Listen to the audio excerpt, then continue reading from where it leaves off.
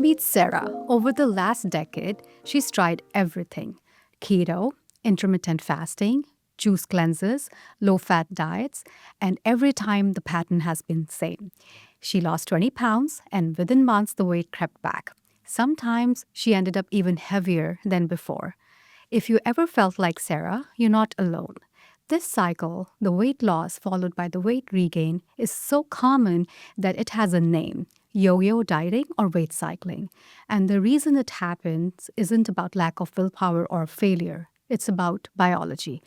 Now, why diets work at first? When we follow a strict low calorie diet, we can absolutely lose weight. The body starts using stored fat for fuel. Hunger hormones dip temporarily and the scale moves. But behind the scenes, your body is detecting what it perceives as a threat to survival. The body will push back. As soon as the fat mass drops, the brain's regulatory systems, the patterns in hypothalamus, they respond. The hunger hormones like ghrelin goes up. The satiety signals like leptin drop. The energy expenditure decreases. You feel more tired, mean you burn fewer calories than before, even at rest. The cravings intensify, especially for calorie-dense foods. The set point theory that we discussed before in the previous episodes, that's the theory in action. The body fights to restore fat mass, just like I have talked about it would restore the red blood cells after a blood donation. Now, evidence from research, we also talked about that. The Australian researchers, Sumitran and colleagues, the study that they published in New England Journal of Medicine. Now, after weight loss, we have talked about the hunger signals remain elevated for weeks, even months. The drive to eat stays high long after the diet has ended.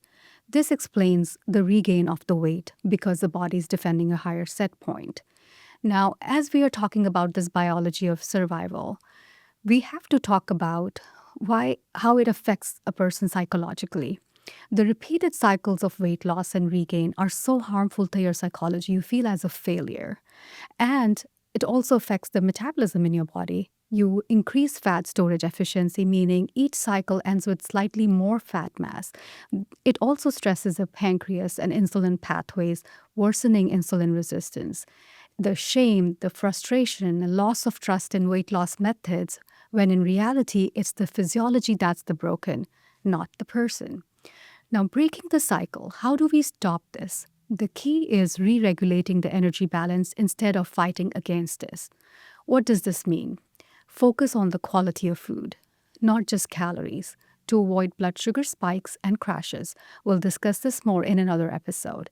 Use strategies like including medication, surgery, or structured behavioral programs that reset the hormonal pathways rather than relying on sheer willpower. Recognize that it is a disease of regulation, not a personal failure. One of the most frustrating experiences with weight loss and weight regain is what most of my patients face on their weight journey. And my focus always is that it's not their failure, it's not a weakness, or it's not a lack of commitment. It's about a body, it's about biology that's defending its fat mass through very powerful biological systems. The challenge and the hope lies in finding the ways to reset those systems. And that's why the newer medications that we have in the field of obesity medicine are so useful and have been great in helping people lose weight sustainably. I'll talk more about this in the next episode. Thank you.